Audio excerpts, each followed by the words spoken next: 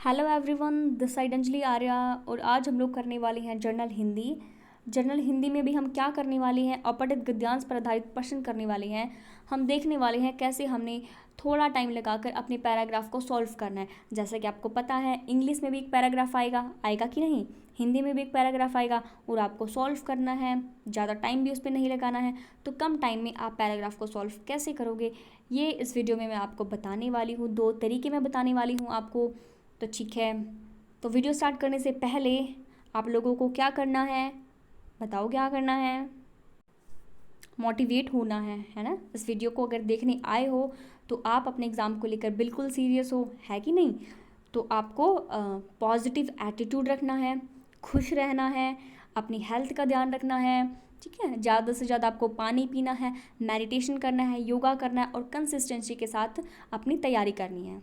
जैसे मैं आप लोगों को मोटिवेटेड करती हूँ हर एक वीडियो के स्टार्टिंग में, तो ऐसे ही आप लोगों का फ़र्ज़ बनता है कि आप भी मुझे मोटिवेट करें। और आप मुझे मोटिवेट कैसे करोगे, आप लाइक करके, शेयर करके, सब्सक्राइब करके, कमेंट करके आप मुझे मोटिवेट करोगे, है ना।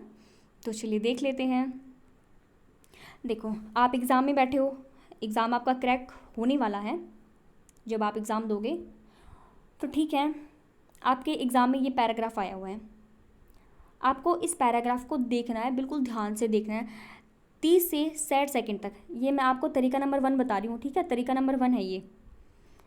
तो आपको इस पैराग्राफ को देखना है, इसमें लिखा क्या हुआ है। 30 से 60 सेकंड, ज़्यादा टाइम आपको नहीं लगाना है। सिर्फ आपको 1 मिनट तक आपको ये पैराग्राफ देखना है। बस ये देखना है इस पैराग्राफ में लिखा क्या हुआ है। आपको समझ में आए ना आए, इससे आपको फ़र्क नहीं पड़ना चाहिए। बस आपको इस पैराग्राफ को देखना है एक बार, इसमें लिखा क्या हुआ, किस चीज़ से रिलेटेड ये पैराग्राफ मेरे को दिया गया है। तो ठीक है, थोड़ा थोड़ा आपको पढ़ लेना है। ठीक है, मैपल की यहाँ पे बात की गई है, एक पेड़ की बात यहाँ पे चल रही है। ठीक है, आपको देख लेना ये। उसके बाद आपका सेकंड काम क्या होगा, फिर आना है आपको क्वेश्चंस के ऊपर। ठीक है, अब क्वेश्चंस को आपको पढ़ लेना है। अगर आपके एग्ज़ाम में 4 क्वेश्चन दिए गए हैं, जनरली तो पैराग्राफ के 5 क्वेश्चन होते हैं, लेकिन कई बार एग्ज़ाम्स में 4 क्वेश्चन भी दे दिए जाते हैं। 3 तो मेरे को नहीं लगता, मैंने देखे नहीं है 3 तो कभी। 4 क्वेश्चन तक देते हैं पैराग्राफ के।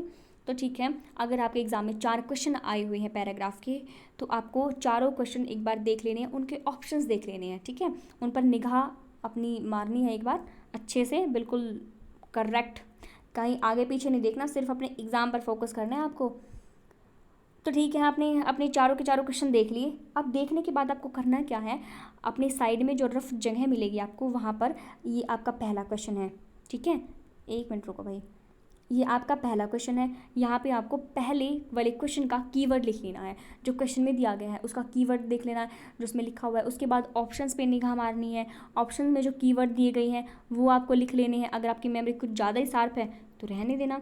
उसके बाद फिर आपको आपका जो सेकंड क्वेश्चन है उसका कीवर्ड लिखना है। उसके बाद उसके ऑप्शन देख लेने हैं एक बार, अगर मेमोरी शार्प है तो अपनी मेमोरी में बिठा के रखो। फिर तीसरा क्वेश्चन देखना है, उसका कीवर्ड लिख लेना है, फिर ऑप्शंस देखने हैं, फिर चौथा आपको क्वेश्चन लिखना है।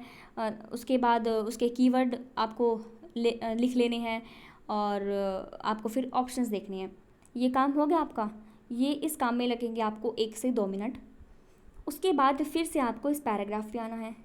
इस पैराग्राफ पर आने के बाद आपको बिल्कुल ध्यान से पढ़ना है, बिल्कुल एक एक लाइन आपको पढ़नी है। फिर आपको देखना है कि मेरा जो क्वेश्चन था उसमें ये बात कहाँ पे कही गई है। ठीक है, फिर आपको ऐसे मिला लेना है। देखो, जैसे यहाँ पे बात की गई इस पैरा का मुख्य उद्देश्य क्या है। जनरली तो पहला क्वेश्चन यही पूछा जाता है कि उद्देश्य क्या है। ठीक है, क्या कहना चाहता है कवि इस पैराग्राफ में, कुछ ऐसा क्वेश्चन आता है। तो जब आपने पूरा पैराग्राफ पढ़ लिया तो आपको पता लग जाएगा कि उद्देश्य क्या है इसका। ये सिर्फ एक मैपल के पेड़ की आप बात यहाँ पे की गई है यहाँ पे। तो ठीक है, उसके बाद आपको पैराग्राफ आप ध्यान से पढ़ लोगे तो आपको आंसर आराम से मिल जाएंगे। आपको इतनी ज़्यादा मशक्क़त करने की ज़रूरत नहीं पड़ेगी। ये तो है आपका पहला तरीका।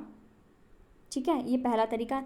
अब दूसरे तरीके की अगर मैं बात करूँ तो आपको दूसरे तरीके में क्या करना है, जो आपका पैराग्राफ दिया हुआ होगा उस पैराग्राफ को आपने ध्यान से देखना है। उस पैराग्राफ के कीवर्ड्स जो आपको लग रहे हैं हाँ इम्पोर्टेंट है, उसके कीवर्ड्स आपको एक साइड में लिख लेनी है। ठीक है, छोटे छोटे से अपना कीवर्ड्स जिससे आपको याद रहे कि हाँ ये चीज़ पूछी गई थी पैराग्राफ में, तो वो आपको लिख लेनी है एक साइड में। तो वो लिखने के बाद फिर आपको जाना है ऑप्शंस के ऊपर। फिर ऑप्शन को आपने पढ़ना है, एक एक को पढ़ना है, फिर आपको पता लग जाएगी हाँ ये तो मैंने पढ़ा हुआ था, यहाँ पे ऊपर यहाँ से देखो, यहाँ पे उसकी लाइन दी हुई है। फिर पैराग्राफ पे आओगे। ये है आपके दो तरीके जिनसे आप पैराग्राफ को ईजिली बहुत अच्छे तरीके से सॉल्व कर पाओगे। तो चलिए इस पैराग्राफ को हम देख लेते हैं एज अ सैम्पल के तौर पे। तो आपका पैराग्राफ में क्या कहा गया है कि सकरा मैपल मूलतः कठोर वृक्ष है। यह वृक्ष औसतन 100 फीट लंबा और 4 फुट चौड़ा होता है। सकरा मैपल व्यावसायिक रूप से इसके रस के लिए महत्वपूर्ण है, जो मैपल सिरप बनाने में प्रयोग किया जाता है। 2 पूर्वोत्तर राज्य वर्मोंट और न्यूयॉर्क सकरा मैपल के मुख्य उत्पादक राज्य हैं। कनाडा के क्यूबेक प्रांत में मैपल सिरप का वार्षिक उत्पादन 2.5 मिलियन गैलन से भी अधिक है। शुद्ध मैपल सिरप बनाने के लिए सर्दियों या वसंत ऋतु के अंत में पेड़ के तने में छिद्र किए जाते हैं। कुछ अवधि के बाद पानी के जैसा पौधों का रस रचने लगता है। इन छेदों में प्लास्टिक की टोंटियाँ फिट कर दी जाती है। बाद में एकत्रित रस को ट्यूबों के माध्यम से शक्करा घर में रखे टैंक में स्थानांतरित किया जाता है। फिर रस को उबलने की प्रक्रिया से गुजारा जाता है। उबलने में रस में महक और रंग में उत्तमता आ जाती है। उबलते उबलते जब रस अपने 65 से 66% तक रह जाता है तो उसको छान लिया जाता है। इसका विपणन किया जाता है। हालांकि सुपरा मार्केट में उपलब्ध रस साधारणतः शुद्ध नहीं होता है, उसके कई प्रकार के यौगिक होते हैं। शुद्ध मैपल का रंग सुनहरी शहद के हल्के भूरे रंग के बीच कुछ भी हो सकता है। 1 गैलन शुद्ध मैपल का रस उत्पादन करने के लिए 35 से 50 गैलन रस की आवश्यकता होती है। मैपल का वृक्ष अपनी मजबूती और परिष्कृत संरचना के अलावा फर्नीचर, लकड़ी के फर्श, बक्से आदि बनाने में भी काफ़ी उत्तम माना जाता है। अब बताओ कुछ समझ में आया इस पैराग्राफ में? काफ़ी लंबा पैराग्राफ है, तो ऐसे तो आप खुद ही कंफ्यूज हो जाओगे भाई क्या तो कहा गया था, कहाँ पे कौन सी लाइन है। इससे आपको अपने छोटे से नोट्स बना लेनी है इस पैराग्राफ के। उसके बाद आपको चलना है क्वेश्चंस की तरफ। क्वेश्चन क्या कहता है, इस पैराग्राफ का मुख्य उद्देश्य क्या है? तो मैपल शरबत बनाने की आर्थिक व्यवहार्यता की जांच करता है। बिल्कुल नहीं, ऐसी बात तो हमने कहीं देखी भी नहीं। दूसरा ऑप्शन क्या कहता है, मैपल शरबत के मुख्य उत्पादकों की संख्या सूची तैयार करता है। ऐसी भी कुछ बात इससे नहीं कही है। उसके बाद क्या कहता है, मैपल सिरप को तैयार करने की विधि के बारे में जानकारी प्रदान करता है। हाँ, ये हमें लग रहा है इसके बारे में बताया गया है, विधि के बारे में बताया गया है। अब डी ऑप्शन क्या कहता है, फर्नीचर और अन्य उत्पादों में मैपल की लकड़ी के उपयोग पर चर्चा की गई है।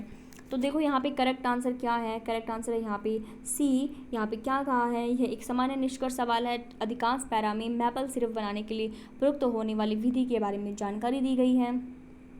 उसके बाद दूसरा क्वेश्चन आपका क्या कहता है, निम्नलिखित में से लेखक ने किस वस्तु या अवयव को प्रभावित किया? मैपल के वृक्ष को, टैंक को, यौगिक को, फर्नीचर को। तो बार बार जिक्र मैपल के पेड़ का ही हो रहा है ना, तो जाहिर सी बात है मैपल का वृक्ष यहाँ पे आंसर आएगा। अब तीसरा क्वेश्चन क्या कहता है, पैरा के अनुसार पौधों से रस के रचने के लिए आदर्श अवधि कौन सी होती है? बताओ इसमें से आपका ये ए करेक्ट हो जाएगा, शरद ऋतु का अंत और जो वसंत ऋतु का स्टार्टिंग। उसके बाद चौथा क्वेश्चन क्या कहता है, निम्नलिखित में से सिवाय एक के सभी रस के उबलने के बारे में सत्य है? यह रंग को निखारता है, यह महक में वृद्धि करता है, यह संक्रांत सामग्री में वृद्धि करता है, यह रस की सेल्फ लाइफ को कम कर देता है। तो यहाँ पे डी हो जाएगा। अब मैं आपको बता दूँ क्या होता है, जब हम पैराग्राफ को पढ़ते हैं तो हम बोर होने लगते हैं, ठीक है, क्योंकि हमें पढ़ने की आदत नहीं होती है ऐसे लंबे लंबे पैराग्राफ्स। तो स्टार्टिंग में तो हम थोड़ा सा इंटरेस्ट दिखाते हैं, पढ़ते हैं पैराग्राफ को, लेकिन उस पैराग्राफ के लास्ट तक क्या होता है, हमारा इंटरेस्ट पूरी तरह से ख़त्म हो जाता है और माइंड डाइवर्ट हो जाता है। फिर हम क्वेश्चंस पे चलते हैं तो क्वेश्चंस हमारे सॉल्व नहीं हो पाते। हालांकि हमें पता है कि हमने पढ़ लिया, अच्छे से पढ़ा, 2-3 बार भी उसको पढ़ा, लेकिन हमसे क्वेश्चन नहीं निकलते उसके, ठीक है। तो ये इशू रहता है। तो इसलिए मैंने आपको कहा है कि आपको एक जगह नोट डाउन कर लेना है ताकि आप पैराग्राफ को अच्छे से सॉल्व कर पाओ, क्योंकि इंग्लिश में भी एक पैराग्राफ दिया जाएगा आपको, हिंदी में भी एक अपठित गद्यांश है। तो इसको तो आपको बिल्कुल भी स्किप नहीं करना है, आपको नंबर नहीं काटने, आपको जॉब लेनी है, आपको अपनी 1 सेट पक्की करनी है, बस आपका ये अल्टीमेट टारगेट रहने वाला है। तो चलिए बस आज की वीडियो हमारी इतनी ही है। अगली वाली जो वीडियो है उसमें हम हिंदी जो हमने कंप्लीट कर ली है उसकी हम जो PYQ है, MCQ है, उनको लेकर चलेंगे, उससे आपकी तैयारी और भी ज़्यादा बूस्ट अप हो जाएगी। तो चलिए ठीक है, थैंक्स फॉर वॉचिंग। वीडियो अच्छी लगी है तो लाइक शेयर सब्सक्राइब करना ना भूलें।